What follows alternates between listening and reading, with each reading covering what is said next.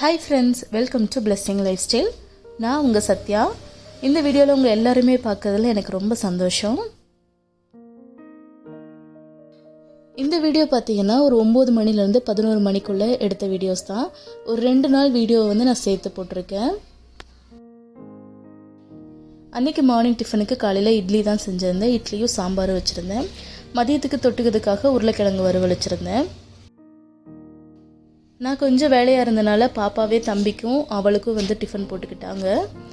So தம்பி சாம்பார் வேணான்னு சொல்லிட்டு பொரியல் மட்டும் தொட்டு சாப்பிட்றேன்னு போட்டுட்டு வந்திருக்கான். குழந்தைங்களுக்கு லீவு தான், எப்பவும் போல் கொஞ்சம் சேட்டையும் இருக்கும், கொஞ்சம் ஹெல்ப்பும் பண்ணுவாங்க.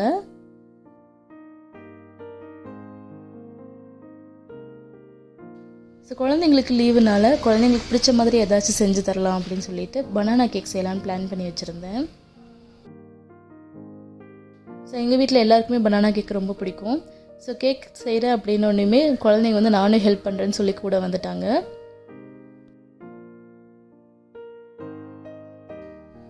பனானா கேக்கோட டீட்டெயில் ரெசிபி நம்ம சேனலில் போட்டிருக்கேன், டீட்டெயிலாகவே சொல்லியிருப்பேன். ஸோ வேணும்னா செக் பண்ணி பாருங்கள். ரொம்ப ரொம்ப ஈஸியாக தான் இருக்கும், அதுவும் இல்லாமல் ரொம்ப டேஸ்டியாகவும் இருக்கும்.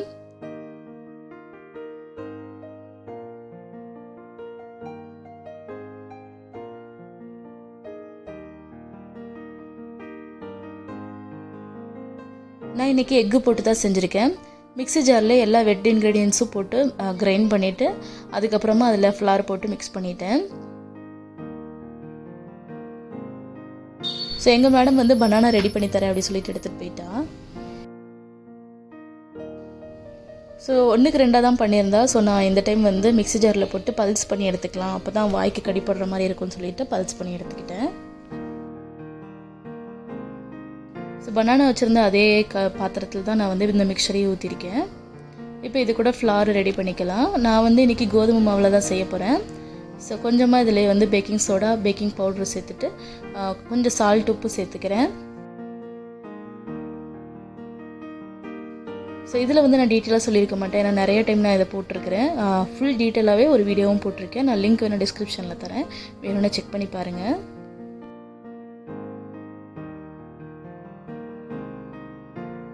அதுதான் நம்ம சேனல்லே போட்ட ஃபஸ்ட்டு கேக் ரெசிபி. ரொம்ப காமெடியாக தான் இருக்கும், அந்த வாய்ஸ் எல்லாம் கேட்குறதுக்கு, பேசுகிறதெல்லாம் ரொம்ப காமெடியாக தான் இருக்கும். ஆனால் டீட்டெயிலாக சொல்லியிருப்பேன், அதை பார்த்து நீங்கள் மெஷர்மெண்ட் அதை எப்படி செஞ்சிங்கனாவே பர்ஃபெக்டான கேக் செய்யலாம்.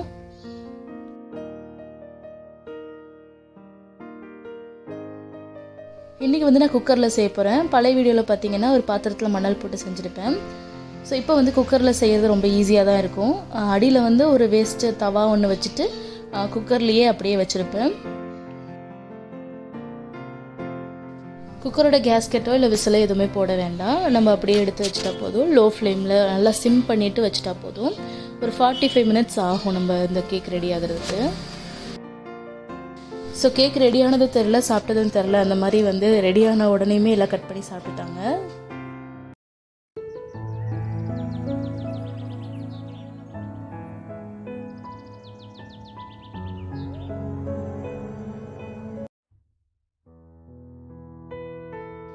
இது அடுத்த நாள் மார்னிங் எடுத்த வீடியோ.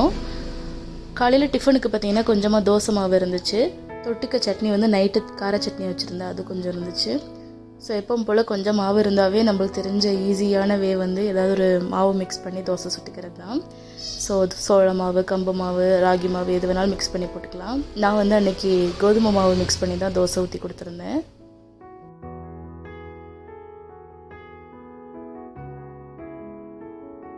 ஸோ இந்த மாதிரி தோசை மாவு கூட மிக்ஸ் பண்ணி நம்ம போட்டாவே தோசை இன்னும் டேஸ்டியாக தான் இருக்கும். ஏன்னா அரிசி மாவு, உளுந்து எல்லாம் அதிலே இருக்கிறதுனால நம்ம வேறு ஏதாவது மாவு எக்ஸ்ட்ரா மிக்ஸ் பண்ணாலுமே ரொம்ப நல்லாயிருக்கும். ராகி தோசை, கம்பு தோசைலாம் ரொம்ப அட்டகாசமாக இருக்கும்.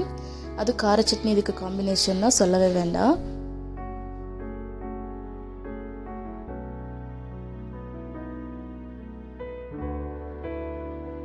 கோதுமை மாவு கூட கொஞ்சமாக உப்பு சேர்த்துட்டு நல்லா கட்டி இல்லாமல் கரைச்சிட்டு தோசை உடனே ஊற்றிடலாம், நல்லா டேஸ்ட்டாகவே இருக்கும். ஸோ அன்றைக்கி மார்னிங் டிஃபனுக்கு எங்களுக்கு கோதுமை தோசையும் கார சட்னியும் தான்.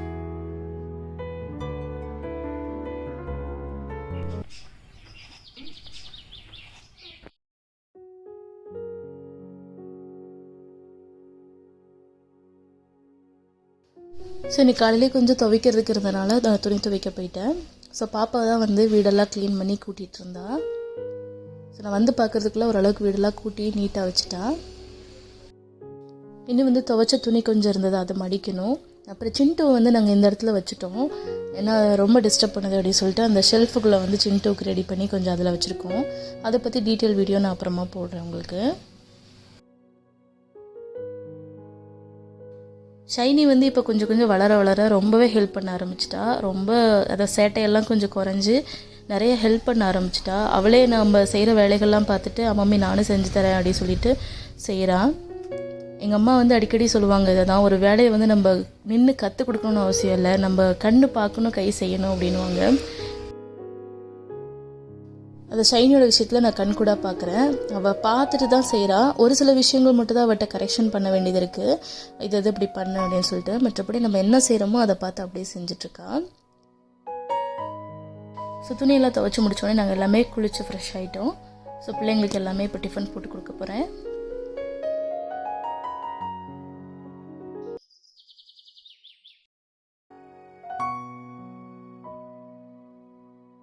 இப்போ அடிக்கிற வெயிலுக்கு துணியை நல்லா துவைச்சி காய போட்டு ஒரு 1 hour 2 hours வந்து காஞ்சிருது.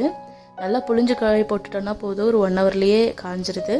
ஸோ ஒரு சில கெட்டியான துணிகள் மட்டும் காயாமல் இருந்துச்சுன்னா அதை திருப்பி போட்டு காய வச்சுட்டு வந்துடுவேன்.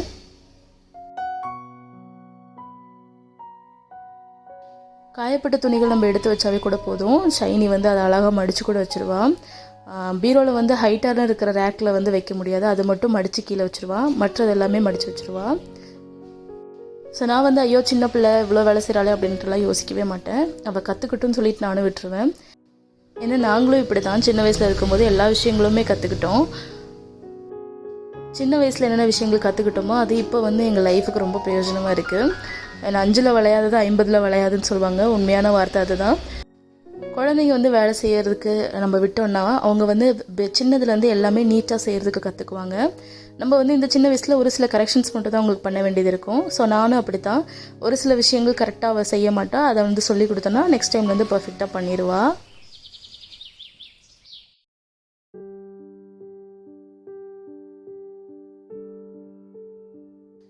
ஸோ இப்போ வந்து மதியத்துக்கு லஞ்சு செய்ய போகிறேன். ஹஸ்பண்ட் வந்து மத்தியானம் வந்துடுவாங்க. அம்மா வீட்டிலேருந்து பாவக்காய் குழம்பு கொடுத்துருந்தாங்க நேற்று. எங்கள் அப்பா வந்து பாவக்காய் குழம்பு சூப்பராக வைப்பாங்க. தேங்காய்லாம் அரைச்சி ஊற்றாமல் அவரோட ஸ்டைலில் வைப்பார். பாவக்காய் குழம்பு ரொம்ப ரொம்ப சூப்பராக இருக்கும். அந்த பாவக்காய் கூட ரொம்ப கசக்காது, கசப்பு இருக்கும் ஆனால் ரொம்ப கசக்காது, சாப்பிட்றதுக்கே நல்லாயிருக்கும். ஸோ குழம்பு வந்து பாவக்காய் குழம்பு வச்சுட்டு கூட வந்து கொஞ்சம் தக்காளி ரசம் வச்சுக்கலான்னு வச்சுட்ருக்கேன். இந்த தக்காளி ரசம் ரெசிபி வந்து நிறைய பேர் கேட்டிருந்தீங்க. ஸோ இப்போ நான் வந்து ஷேர் பண்ணுறேன். ஒரு 3 நல்ல பழுத்த தக்காளி எடுத்திருக்கேன். ஒரு சின்ன கோழி குண்டு அளவுக்கு புளி எடுத்திருக்கேன். இதில் புளியோட அளவு வந்து கம்மியாக தான் இருக்கணும். என்னோடது வந்து கருப்பு புளியாக இருக்கிறதுனால ரொம்ப சின்னதாக எடுத்திருக்கேன். உங்கள்கிட்ட வந்து புளிப்பு கம்மியாக இருக்கிற புளி இருந்துச்சுன்னா கொஞ்சம் அதிகமாக எடுத்துக்கோங்க. ஆனால் புளியோட டேஸ்ட் வந்து ரொம்ப அதிகம் இருக்கக்கூடாது. ஸோ இந்த தக்காளியும் இந்த புளியும் வந்து நம்ம கொஞ்சம் நேரம் வேக வைக்க போகிறோம். தக்காளியை லைட்டாக 4 கீரல் மாதிரி மேலே போட்டுட்டு நம்ம வேக வச்சிட்டோன்னா தோல் உறிஞ்சி வரதுக்கு ஈஸியாக இருக்கும். இன்றைக்கி லஞ்சுக்கு ரைஸும் ரசம், அதுக்கப்புறம் சப்பாத்தி, ஆலு பாலக் சப்ஜி செய்ய போகிறேன். ஸோ இந்த சைட் டிஷ் பார்த்திங்கன்னா சப்பாத்திக்கு ரொம்ப நல்லாயிருக்கும். ஸோ அதுக்காக நான் பாலக்கீரையை வந்து தண்டெல்லாம் க்ளீன் பண்ணிவிட்டு கீரையை மட்டும் எடுத்து கொஞ்சமாக தண்ணி உப்பு சேர்த்துட்டு வச்சுருக்கேன். உப்பு நம்ம சேர்த்தோன்னா நம்ம கீரையில் ஏதாச்சும் பூச்சி இருந்துச்சுன்னா கூட அது போயிடும். ஸோ அதனால் உப்பு சேர்த்துட்டு ஒரு 2 நிமிஷம் வச்சுக்கலாம். இந்த பக்கம் பார்த்திங்கன்னா ரசத்துக்கு தக்காளியெலாம் நல்லா கொதிச்சிருச்சு. ஸோ அதை தோல் லைட்டாக உறிஞ்சு வந்த ஸ்டேஜில் நம்ம ஆஃப் பண்ணிட்டா போதும், ரொம்ப நேரம் வேக வைக்கணும்னு அவசியம் இல்லை. ஸோ பெரிய வெங்காயம் வந்து 4 கிலோ 50 ரூபான்னு வந்தது. ஸோ அதனால் பெரிய வெங்காயமாக கொஞ்சம் வாங்கி வச்சுருந்தேன்.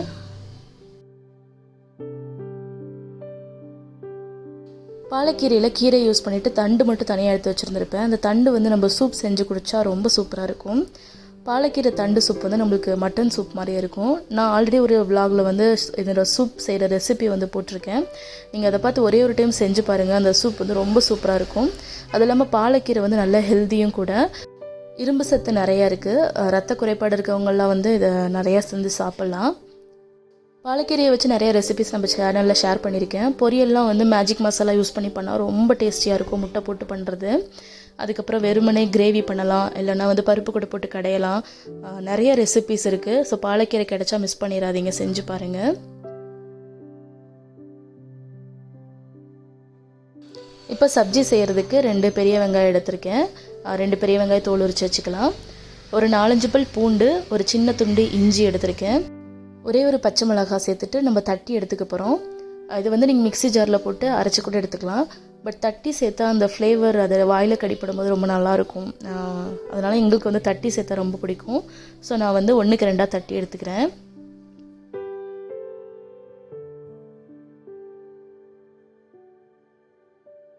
ஸோ இந்த மாதிரி கொரகரப்பாக தட்டி எடுத்து ஒரு சைடு வச்சுக்கலாம்.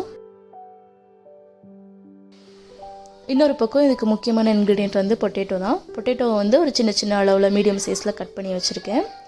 ஸோ பொட்டேட்டோவை வந்து கட் பண்ண உடனே தண்ணியில் போட்டு வச்சுக்கலாம்.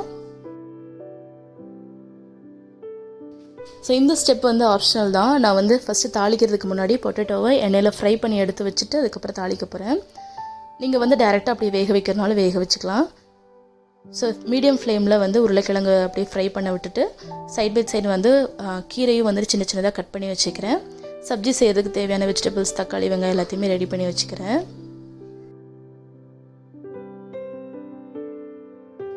ஸோ இந்த பக்கம் பொட்டேட்டோவும் ஃப்ரை ஆயிடுச்சு. லைட்டாக கோல்டன் ப்ரௌன் கலர் சைடில் எஜ்ஜிலலாம் வந்த பின்னாடி எடுத்து வச்சிட்டோன்னா ரொம்ப நல்லாயிருக்கும்.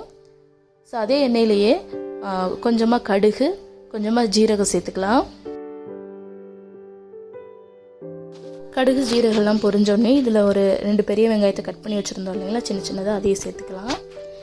வெங்காயம் வந்து நல்லா வதங்கட்டும். வெங்காயம் வதங்கிறதுக்குள்ளே ரசத்துக்கும் சைட் பை சைடு ரெடி பண்ணி வச்சுக்கலாம். 1 ஸ்பூன் ஜீரகம் எடுத்திருக்கேன். ஒரு 1/2 ஸ்பூனுக்கு குருமிளகு எடுத்துக்கலாம். இதை நல்லா 1க்கு 2 அடிச்சுட்டு வந்துடலாம். இந்த பக்கம் பார்த்திங்கன்னா வெங்காயமும் வதங்கிருச்சு. இதில் நம்ம இஞ்சி, பூண்டு, பச்சை மிளகாய் தட்டி வச்சுருந்தோம் இல்லைங்களா, அதையும் சேர்த்துக்கிட்டு வதக்கிக்கலாம். இது வதங்கினோடனே இது கூட ஒரே ஒரு தக்காளி கட் பண்ணி வச்சுருக்கேன், அதையும் சேர்த்துக்கலாம்.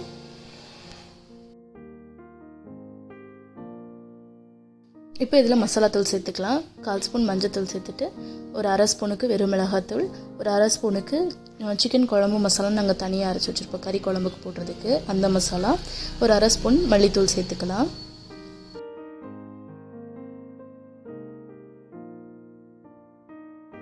கொஞ்சமாக உப்பு சேர்த்துட்டு வதக்கிக்கலாம். அடி பிடிக்கிற மாதிரி இருந்தால் ஒரு 1/4 டம்ளருக்கு தண்ணி சேர்த்துட்டு வேக வச்சு எடுத்துக்கலாம். தக்காளி எல்லாம் நல்லா மசியட்டும்.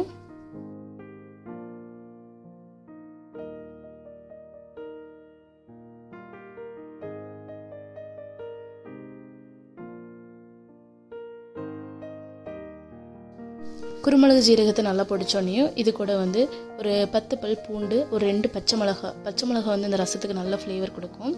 இதை வந்து பல்ஸ் பண்ணி எடுத்துக்கலாம்.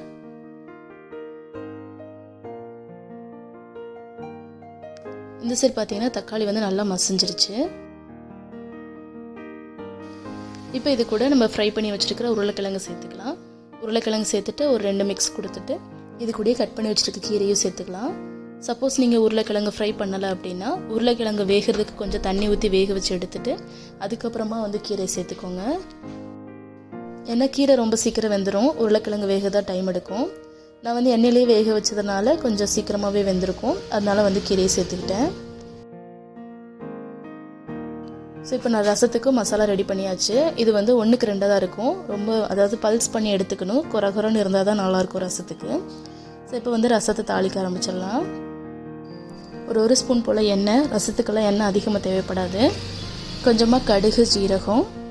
இது பொரியறதுக்குள்ளே தக்காளி வந்து ஆறிடுச்சு.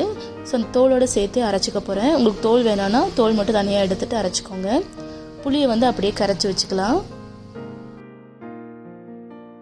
கடுகு ஜீரகம் பொரிஞ்சோடனே நம்ம அரைச்சி வச்சுருக்க மசாலா சேர்த்துட்டு மசாலா வதங்கினோடனே தக்காளி அரைச்சி வச்சுருக்கோம் இல்லைங்களா, அதையும் சேர்த்துக்கலாம்.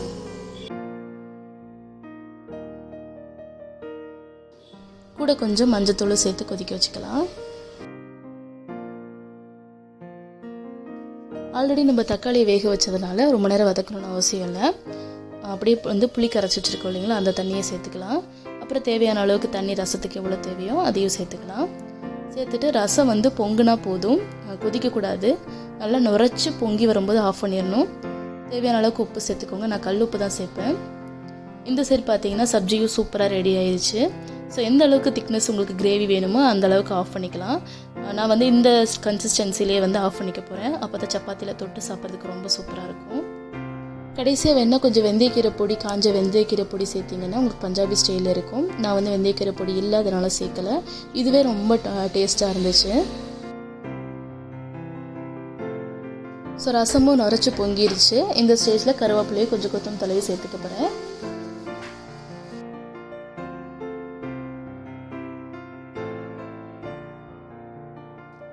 ரசம் நம்ம எப்போ வச்சோன்னுமே அந்த சூடான பாத்திரத்தில் வைக்காமல் வேறு பாத்திரத்தில் மாற்றிட்டோன்னா நல்லாயிருக்கும். ஏன்னா அந்த சூட்லேயே வந்து இன்னும் கொஞ்சம் கசப்பு எடுக்கிற மாதிரி இருக்கும். ஸோ நான் எப்போவுமே வேறு பாத்திரத்தில் மாற்றிடுவேன். ரசம் மட்டும் இல்லை, மற்ற சமைச்ச எல்லாமே வந்து மேக்ஸிமம் வேறு ஒரு பாத்திரத்தில் மாற்றிடுவேன். உடனே தீர்ற மாதிரி இருக்கிற பொருட்கள் மட்டும் அப்படியே அந்த பாத்திரத்துலேயே வச்சு யூஸ் பண்ணிவிட்டு அப்படி கழுவிடுவேன். இந்த சப்ஜி வந்து ரொம்ப சூப்பராக இருந்தது. சப்பாத்தி கூட ரொம்ப அட்டகாசமாக இருந்துச்சு. ஸோ சமையலில் இன்ட்ரெஸ்ட் இருக்கவங்களுக்கு வந்து டிஃப்ரெண்ட்டாக ஏதாச்சும் ரெசிபி ட்ரை பண்ணணும்னு தோணும். ஸோ பாலக்கீரையும் கிழங்கும் இருந்ததுன்னா இந்த மாதிரி ஒரு டைம் ட்ரை பண்ணி பாருங்கள், ரொம்ப நல்லாயிருக்கும். சப்பாத்தி பூரிக்கு உண்மையாலுமே நல்ல காம்பினேஷனுங்க. சாப்பாடோட அவ்வளோக்கு செட் ஆகலை. ஸோ சைட் பை சைட் நான் சப்பாத்தியும் போட்டுட்டேன்.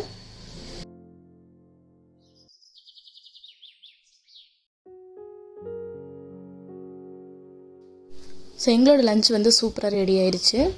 சப்பாத்தி ரெசிபி நம்ம சேனலில் நம்மளோட வீடியோஸ் ரெகுலராக பார்க்குறவங்களுக்கு தெரியும். நிறைய டைம் நான் வந்து சாஃப்டாக சப்பாத்தி போடுறதுக்கு வந்து ஷேர் பண்ணியிருப்பேன். ஸோ வீடியோஸ் கண்டினியூஸாக பார்த்துருந்தீங்கன்னா அதிலே நான் சில ட்ரிக்ஸ்லாம் சொல்லியிருக்கேன். நீங்கள் ஃபாலோ பண்ணி செஞ்சு பாருங்கள், ரொம்ப நல்லாயிருக்கும். கண்டிப்பாக இந்த சப்ஜி ட்ரை பண்ணி பாருங்கள். சப்பாத்தியும் இந்த சப்ஜியும் ரொம்ப ரொம்ப சூப்பராக இருக்கும். ஸோ அன்றைக்கி நாங்கள் எல்லாருமே என்ஜாய் பண்ணி சாப்பிட்டோம். ஸோ சப்பாத்தி பாருங்கள், அப்படியே சாஃப்டாக பிக்கிறதுக்கு வருது பாருங்கள். ஸோ அவ்வளோதாங்க, இந்த வீடியோ இதோட முடியுது. இந்த வீடியோ உங்களுக்கு பிடிச்சிருந்துச்சுன்னா இந்த வீடியோக்கு ஒரு லைக் கொடுத்துட்டு நம்ம சேனலையும் சப்ஸ்கிரைப் பண்ணி வச்சுக்கோங்க. தேங்க்யூ ஃபார் வாட்சிங்.